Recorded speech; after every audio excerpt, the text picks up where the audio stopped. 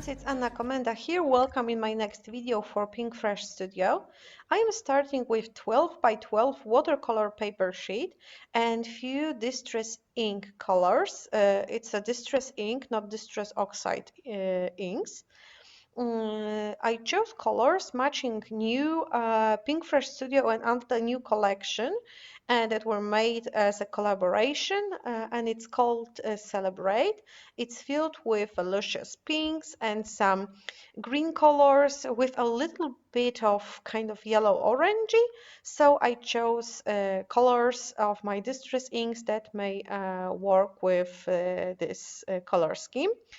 I have pilot paint, Tetrate Rose, worn lipstick, dried marigold, and spoon sugar colors here, and I'm just dabbing them, rubbing around the paper, leaving them to dry for a little bit, and then I'm spraying them with a little bit of water, not too much because I don't want all the colors to flow. Distress inks can be easily activated with water, so you have to be careful, and I am leaving it to dry flat. I don't want the colors to float around.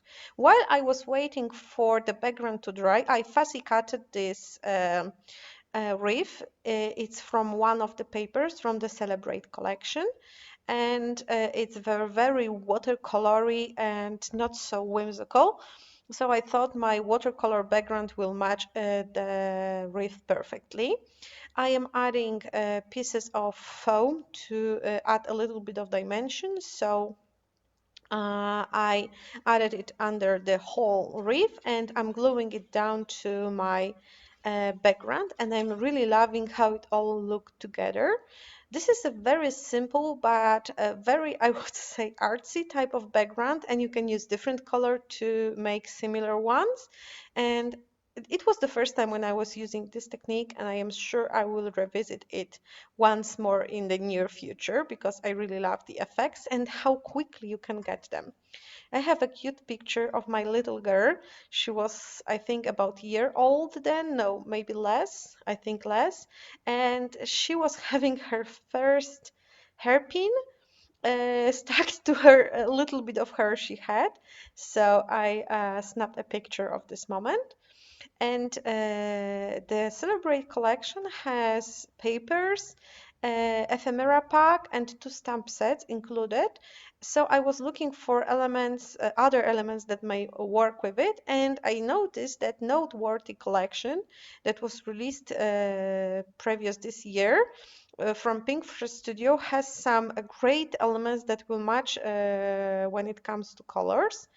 So I'm using cardboard stickers and puffy stickers with this line. I also have this awesome word under the picture, which was cut out with Pinkfresh Studio die set, but in the end I didn't use it. That's why I didn't show you how I cut it out with the die, because it's not relevant to this video.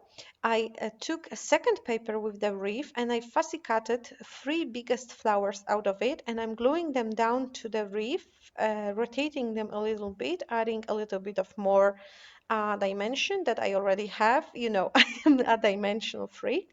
And I'm also using those puffy titles. They are, I don't think they are, they may be from my favorite Starry collection, which is also this year collection. I just wanted to create a title, and this yellow color matches perfectly. And I struggled a little bit with the title here because first I used the whole sunny plus bright phrase in the middle of the reef, but then I decided to use a different way, but you will be able to see it later during this process video.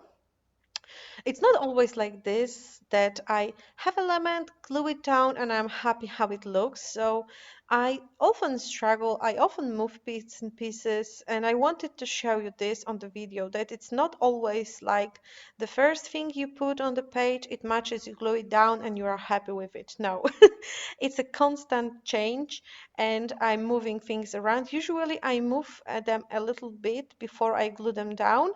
Um, but it takes a lot of time to make page if you do not commit to some elements at the beginning and you keep everything like movable. So I learned my lesson and I'm trying to glue things down as fast as possible. That's why sometimes I have to unglue them and fix the problems that are being caused by the glue. But well, this is how my creative process looks. I'm using those cardboard stickers, and I'm also using enamel dots from the same collection. This is where I decided I don't want this awesome here, and I wanted something else here. I didn't know what I wanted there. I just wanted something. The reef itself is very bold, so I didn't want to add too many elements to drag attention from the reef.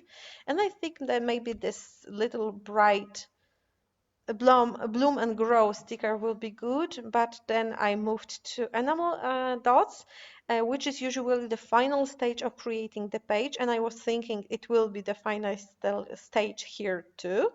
Those are from Noteworthy collection too. But then when I thought, oh, okay, it's done, no, I still didn't like the title in the middle of the reef, so I removed it. And and I decided to move the word sunny only, and yeah, this is the spot for the sunny. So I moved it under the picture, which solved the problem of having something under the photo.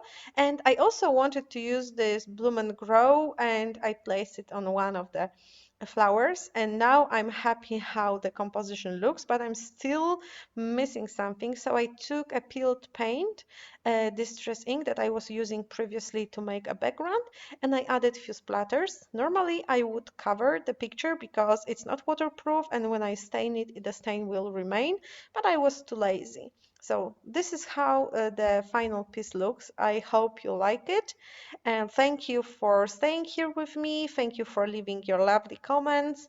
I love reading them, and see you soon in my next video in September. Bye!